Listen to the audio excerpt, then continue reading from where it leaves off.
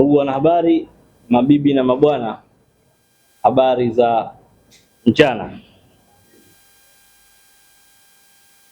Tumeitana hapa leo tukiwa na mkutano na nyinyi waandishi wa habari kwa lengo kuu la mgombea wetu wa chama chetu cha Makini, Mheshimiwa Amer Hassan Amer, kutaka kuzungumza na umma juu ya mambo kadhaa. Moja ni vipaumbele vyake ambavyo amekuwa kivinadi katika mikutano yake ya hadhara, ikiwemo utoaji wa shilingi 500 kwa kila Mzanzibari. Kwa tunaamini leo kupitia press hii ataweza kutoa uchanganuzi ile azma yake ya kutoa shilingi 500 kwa kila Mzanzibari itapatikana vipi. Lakini pamoja na hayo kuzungumzia masuala ya hali ya kampeni pamoja na hali ya uchaguzi itakavyokuwa.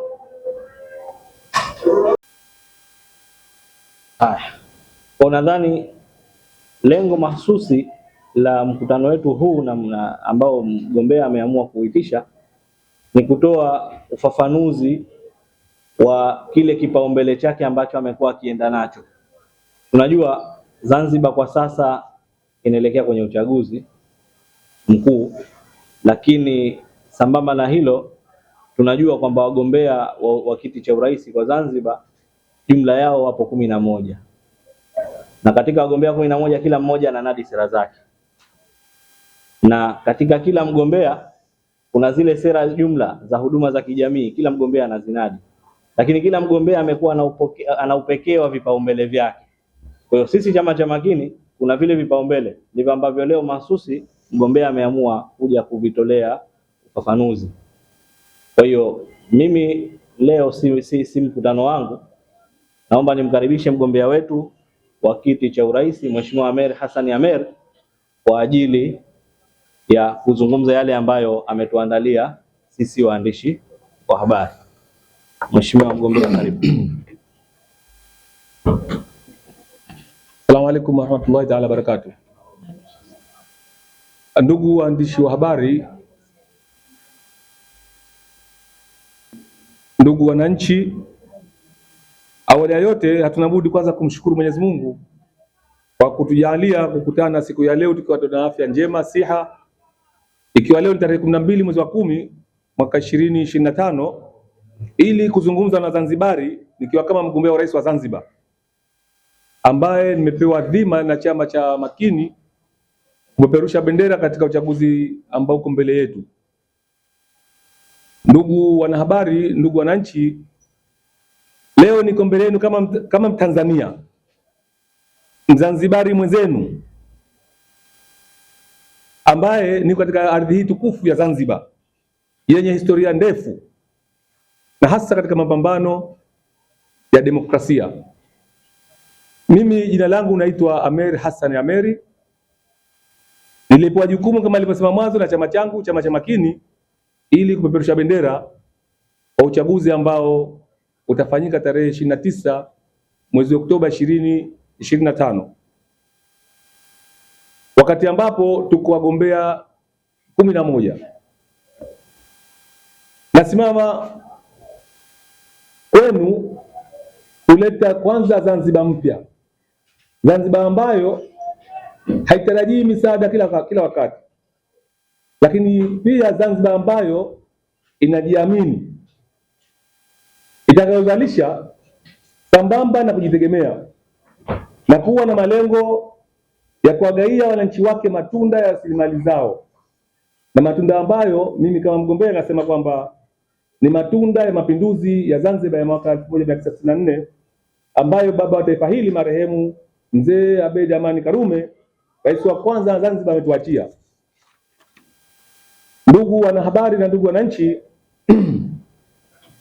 nimeamua kugombea nafasi hii kubwa katika nchi yetu nikiwa na dhamira ya dhati na mimi kutoa mchango wangu ili kuwasaidia Wazanzibari kwa malengo ya kuhakikisha kila Mzanzibari anaishi maisha ambayo mazuri.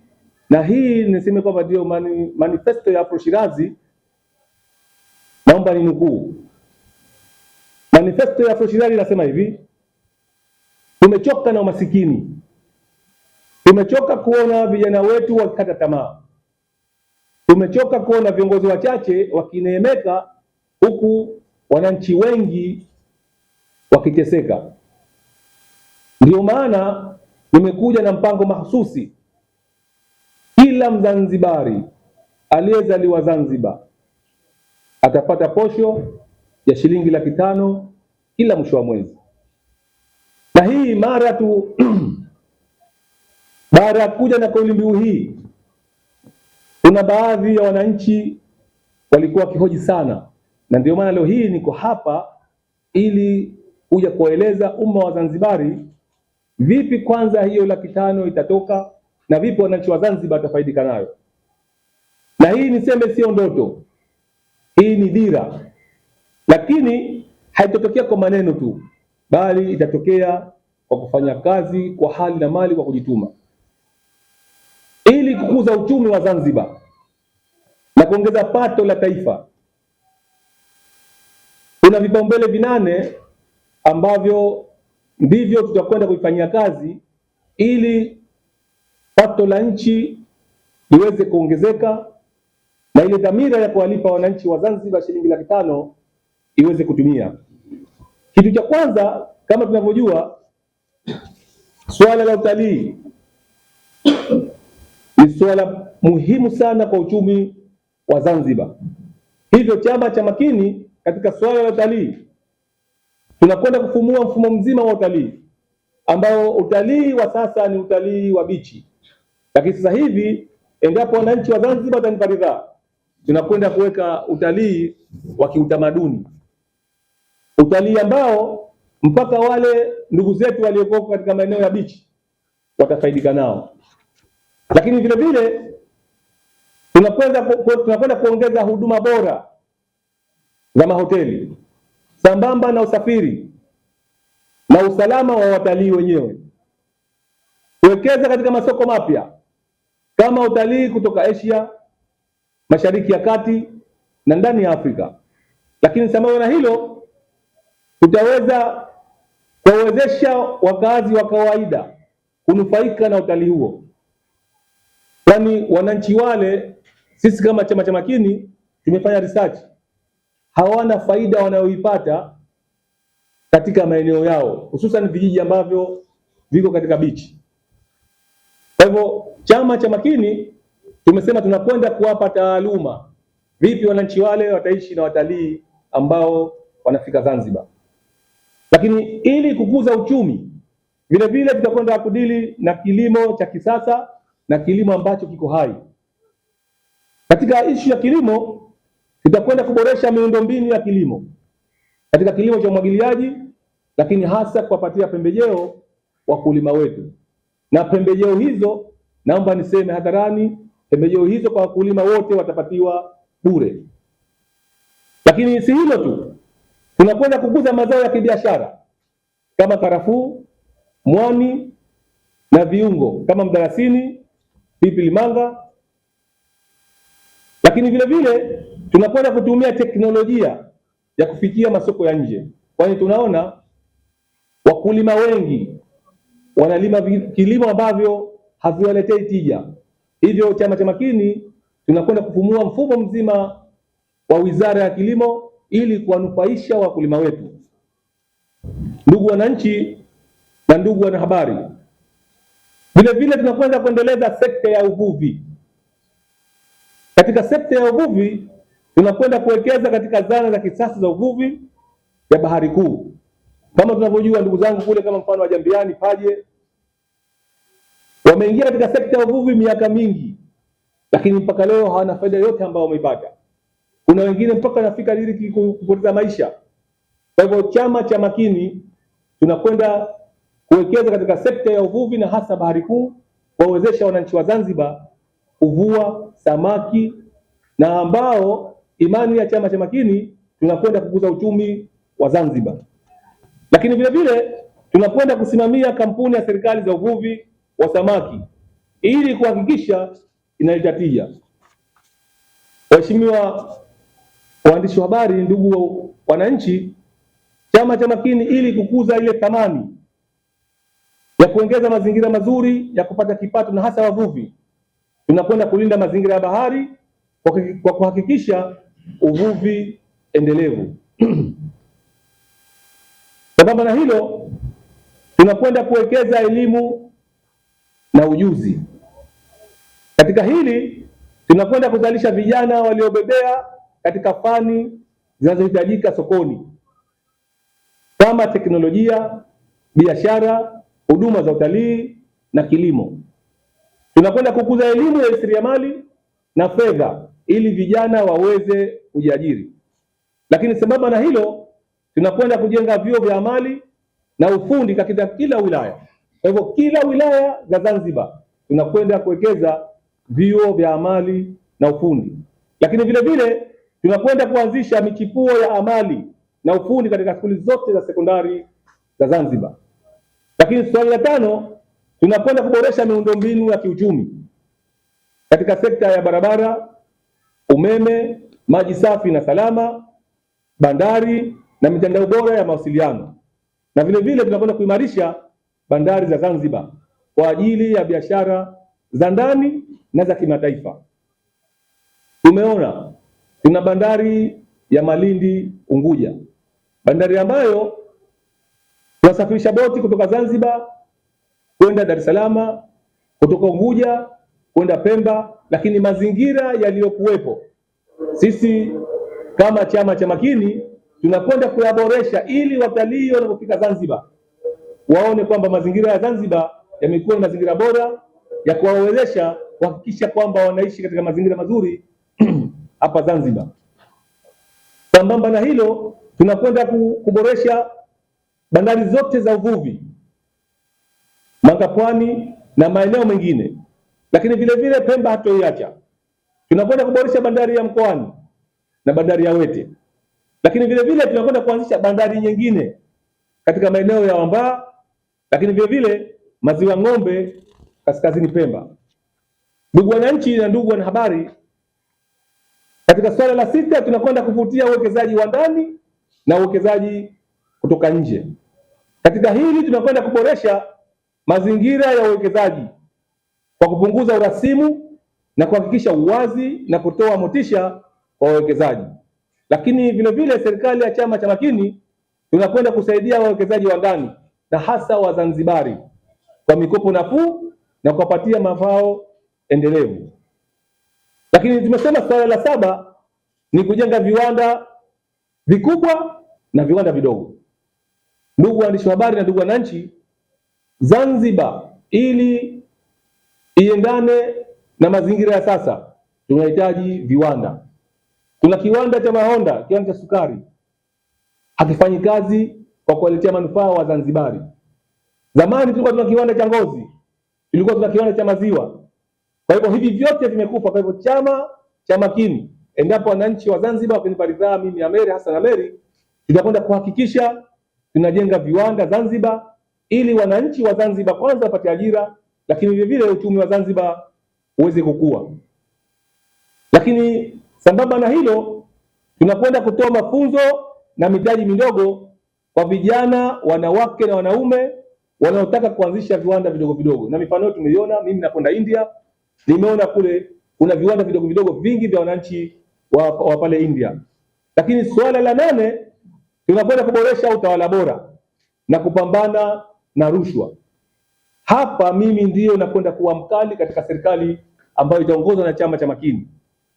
Utawala bora ni nini? Utawala bora ni msingi wa maendeleo. Hivyo serikali ya chama cha Makini, endapo wananchi wakinipa ridhaa, itahakikisha matumizi sahihi ya rasilimali, uwajibikaji kwa watumishi wa serikalini, sekta za umma na binafsi.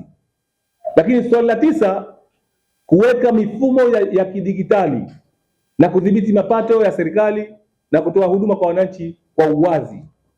Tumeona unakwenda mfano ya poti Zanzibar, unaegesha gari, baada ya hapo unakwenda kwenye kibanda kile, unakwenda kulipia pesa, unapewa risiti, ndio unatoka pale. Sasa pesa anayoipokea hatujui kama pesa hiyo inafika katika maeneo husika. Tumeona maegesho ya darajani, watu wanaegesha magari yao darajani, wanalipia shilingi 1000, hatujui kama fedha hizo kweli zinafika sehemu sahihi. Hivyo serikali ya Chama cha Makini tunakwenda kuunda kadi maalum za maegesho yote ya magari, na mwananchi wa kawaida unachukua kadi yako una swap, ukisha kuswap ambapo tayari ile kadi umesha recharge pesa, na pesa hizo tutakuwa tutaunda vituturi maalumu, unakwenda kutia pesa zako, unatia kadi yako tayari, na mifumo hiyo ipo na tayari. Kama Chama cha Makini tumeshafanya research, ndugu wananchi, hayo mtayaona wakati endapo Hassan Ameri atakuwa ni rais wa Zanzibar.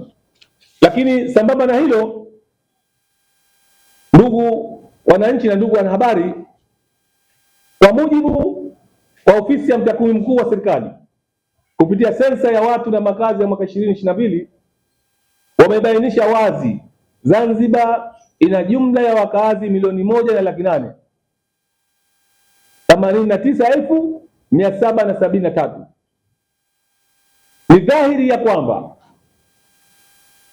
kutokana na sensa ya watu na makazi Zanzibar, mimi kama mgombea Ameri Hassan Ameri, endapo wananchi wa Zanzibar watanipa ridhaa, uwezo wa kulipa shilingi 500,000 kwa kila Mzanzibari, ili swala litafanikiwa. Kwa nini litafanikiwa? Kwa mujibu wa bajeti ya mwaka wa fedha 2025/2026, bajeti kuu ya serikali ya Mapinduzi Zanzibar ni shilingi bilioni 6.9. Hii inamaanisha kwamba serikali ya Chama cha Makini, endapo tutapata ridhaa ya kuongoza nchi hii kupitia mimi na kwa kuzingatia bajeti iliyotajwa katika serikali iliyoko madarakani, hivyo Chama cha Makini, naomba sasa munisikilize ndugu wananchi, shilingi 500,000 hizo itakuwaje? Kwanza tutahakikisha makusanyo ya serikali hayashuki chini ya shilingi trilioni 1.7 kwa mwezi kupitia vyanzo ambavyo tayari baadhi yao nimevieleza na baadhi bado sijavieleza. Lakini hivyo kwa makadirio ya Chama cha Makini, sisi tumesema makadirio ya wananchi wa Zanzibar ni milioni 2. Hivyo ukichukua shilingi milioni 2, ni watu milioni 2, na ukajumlisha na shilingi 500,000 kwa kila mwananchi wa Zanzibar kwa mwezi, utapata jumla ya trilioni 1 ambazo tunakwenda kuwalipa wananchi wa Zanzibar. Hii ni kama asante ya mapinduzi ya Zanzibar. Kwa hivyo shilingi bilioni 700 inabaki kwenye makusanyo kwa kila mwezi, na ndio itakayotumika katika matumizi ya kawaida ya uendeshaji wa shughuli za serikali. Ndugu wanahabari na ndugu wananchi, ili kufikia malengo haya, Chama cha Makini kitahakikisha matumizi sahihi ya rasilimali za nchi na kubana matumizi yasiyokuwa ya muhimu na yasiyokuwa ya lazima ndani ya serikali. Kwanza, msafara wa rais hautozidi magari 6 na magari ambayo ni ya kawaida. Lakini vile vile Chama cha Makini, kwa nini tumepeleka gawio hili la makusanyo kubwa kwa wananchi? Sisi tunaamini wananchi hawa ndio wamiliki wa Zanzibar, na ndio maana tunasema baada ya mapinduzi Wazanzibari bado hawajapata faida ya mapinduzi. Tutabadilisha mambo kwa vitendo na si kwa maneno. Tutaweka sheria kali kwa wale wote ambao ni wabadhirifu wa mali za umma, ambao wizi wa fedha za umma utakuwa ni uhalifu wa uhaini na adhabu yake ni kifungo kisichopungua miaka 30 jela. Sambamba na hiyo, atakayethibitika kwamba amefanya wizi huo, mali zake zote zinataifishwa zarudi serikalini. Mimi niwaambie Wazanzibari hili linawezekana, na mimi kama Ameri ninaweza kutekeleza haya, lakini kwa umoja wetu na mshikamano wetu na kwa moyo mmoja haya yatafanikiwa. Zanzibar hii ndugu zangu ni yetu sote, tuijenge pamoja, tufaidike pamoja, tutawale kwa haki, tuongoze kwa haki. Tarehe ya uchaguzi ikifika, hichi kipindi cha kampeni, mimi niombe sana ndugu zangu wananchi, angalia dhamira yako ya kwanza, lakini chagua maendeleo, chagua uchumi ambao kiongozi gani ambaye anakwenda kusimamia, chagua serikali ambayo unaona hii sasa inakwenda kutoa katika dimbwi la umasikini kwa vitendo na si kwa maneno.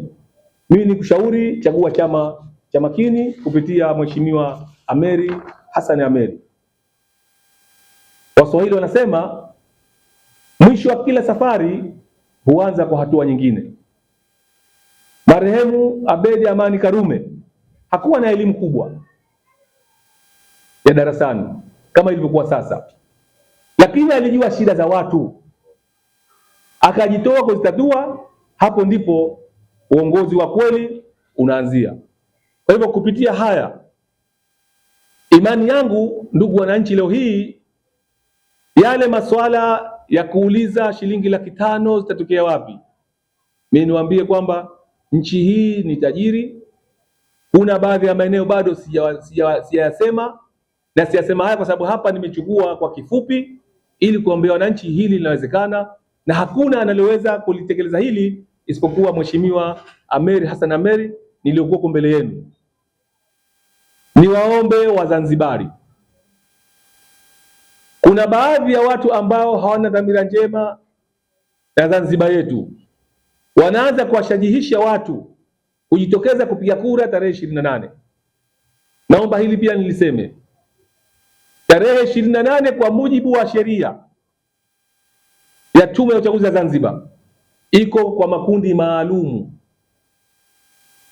Kifungu cha 82 cha sheria ya uchaguzi namba 4 ya mwaka 2018 imeipa mamlaka Tume ya Uchaguzi ya Zanzibar kutangaza tarehe ya kura ya mapema, na kwa mwaka huu kura ya mapema itakuwa tarehe 28.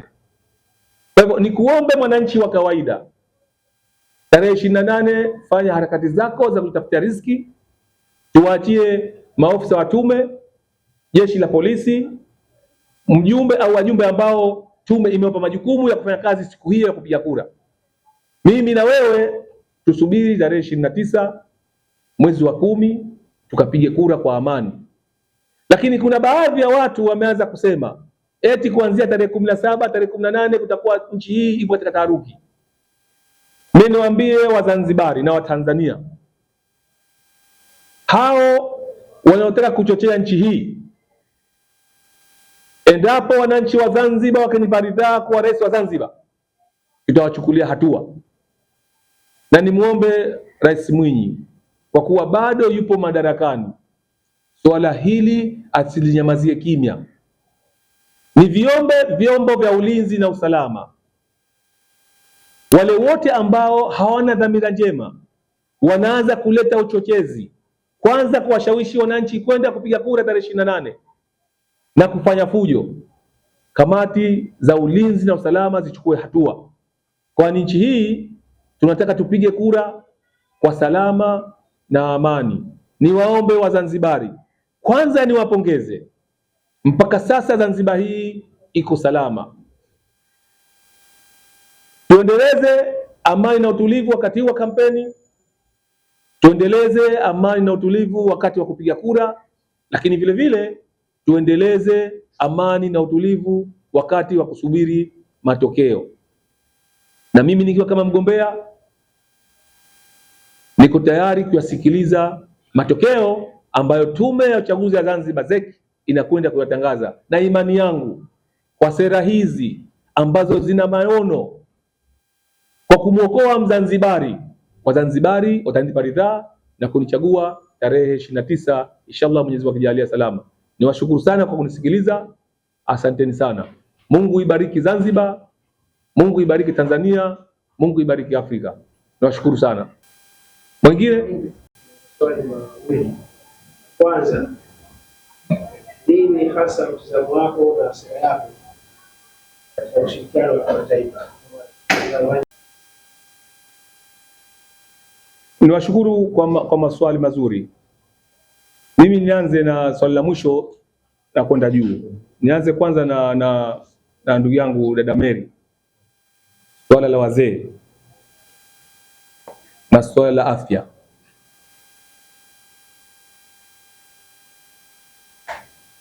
Chama cha Makini tuna falsafa ambayo ipo katika katiba.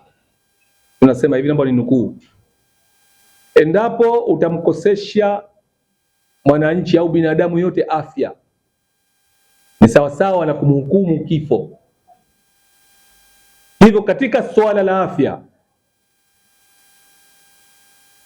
kwanza nimpongeze Dr. Mwinyi kwa kujenga hospitali za wilaya.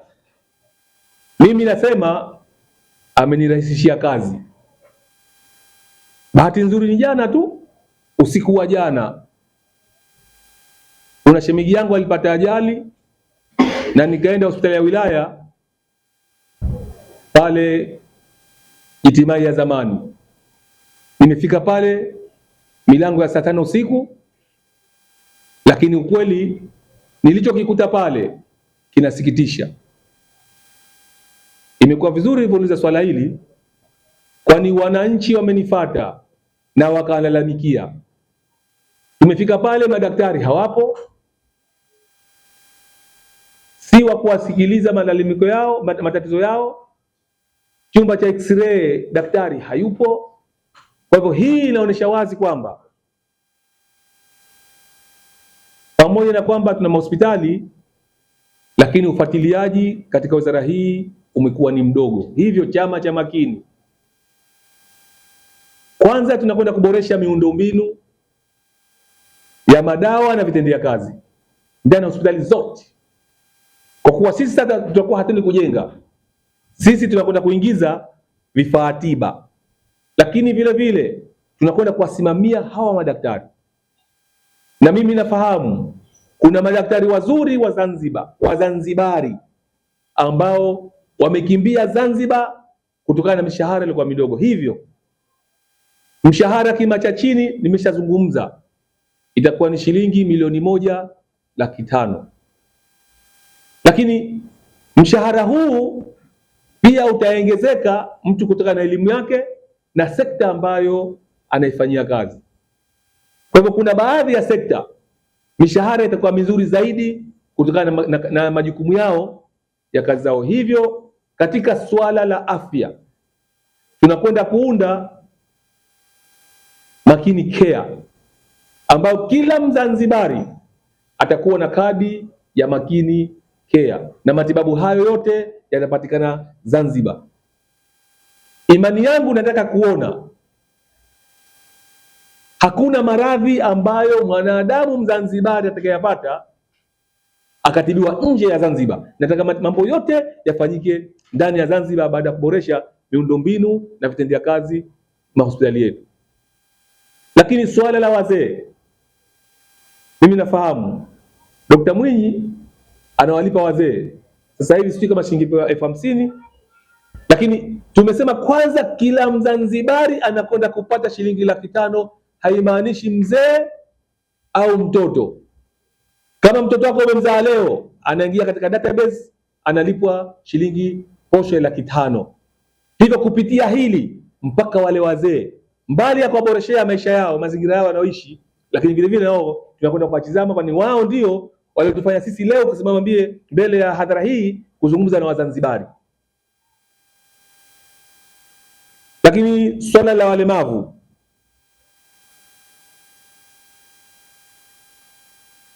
zipo sheria za kimataifa ambazo zinawalinda walemavu, na chama cha Makini tunakwenda kulisimamia hili kwa vitendo na si kwa maneno. Lakini ndugu yangu Bwana Isa Yusuf wa Daily News anasema vipi mtazamo wako na mashirika ya nje? Kama tunavyojua swala hili ni swala la muungano, Na bahati nzuri chama cha Makini pia tumesimamisha Rais wa Jamhuri ya Muungano wa Tanzania Mheshimiwa Costa Jimmy Kibonde. Hivyo Rais wa Zanzibar endapo nitashinda na Mheshimiwa Costa Jimmy Kibonde na kule amechukua mamlaka, tunakwenda kukaa pamoja kuzungumzia hili swala la mambo ya nje, kwani swala hili ni swala la muungano. Lakini ndugu yangu Faruk Karim asema sekta ya uvuvi wa bahari kuu. Kwanza nikwambie tu mimi mwenyewe mpaje.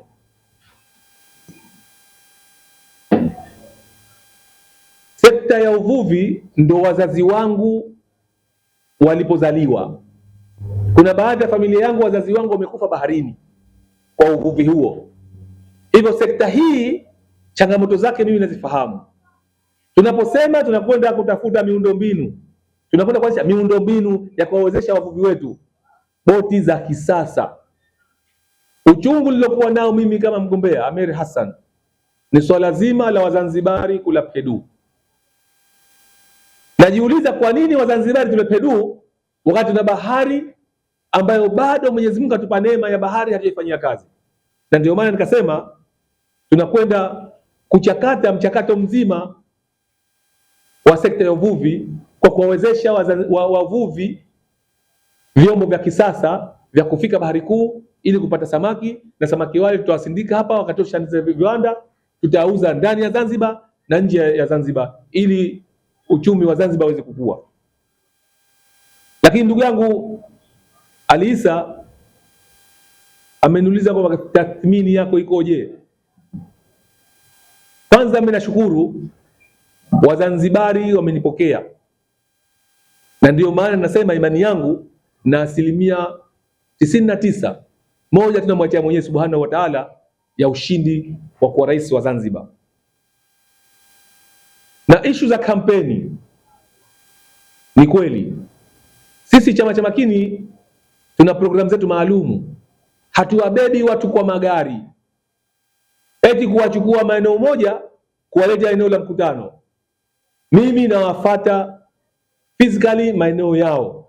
Kama leo nahutubia Daraja Bovu, nawafuata wananchi wa Daraja Bovu. Sitaki wananchi wa Magomeni waje Daraja Bovu, kwani nataka nizungumze na wananchi wa Daraja Bovu.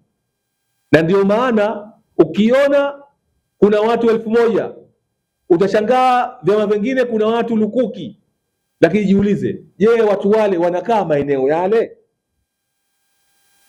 Kwa hivyo ndio maana leo hii nimechukua fursa hii kuzungumza na vyombo vya habari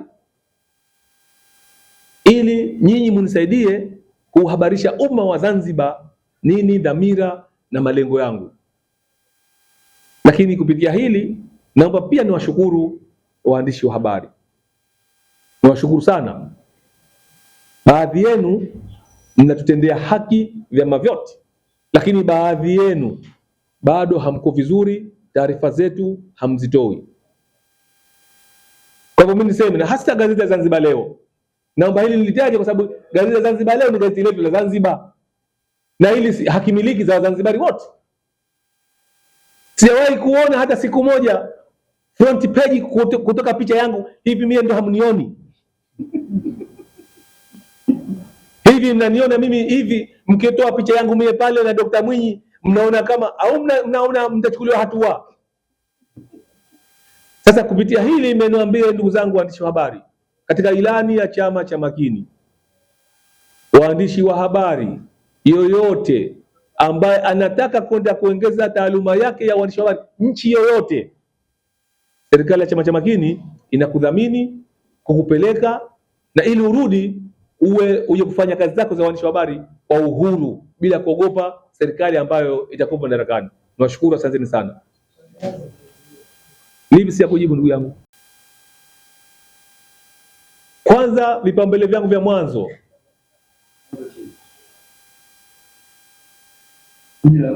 siku 100 za mwanzo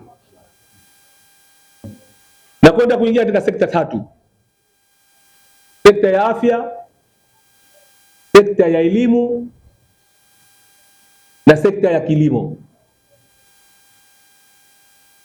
Sekta hizi 3 ndo sekta ambazo nakwenda kuzitekeleza kwa vitendo ndani ya siku 100, sambamba na kuanza kuwalipa hiyo posho ya shilingi 500,000 Wazanzibari. Kwa hivyo baada tu ya kuapishwa, inshallah Allah akijalia kheri, kupitia kwa masheha tunaenda kuwasomesha, masheha tutawasomesha, na baadhi ya watu wetu wataingia mitaani kwenda kuwafungulia account za wananchi wa Zanzibar kupitia hiyo benki yetu ya Zanzibar ya PBZ. Imani yangu ni kwamba nimekujibu. Jamani, asanteni sana, niwashukuru sana. Kwa hivyo fursa, niwaseme tu, fursa inakuja, fursa inakuja. Fursa hii nyinyi waandishi wa habari muitumie vizuri, kuambia wananchi wa Zanzibar mpige kura Ameri, ili mpate fursa kwenda kusoma nchi yote duniani katika sekta yako ya habari. Asanteni sana.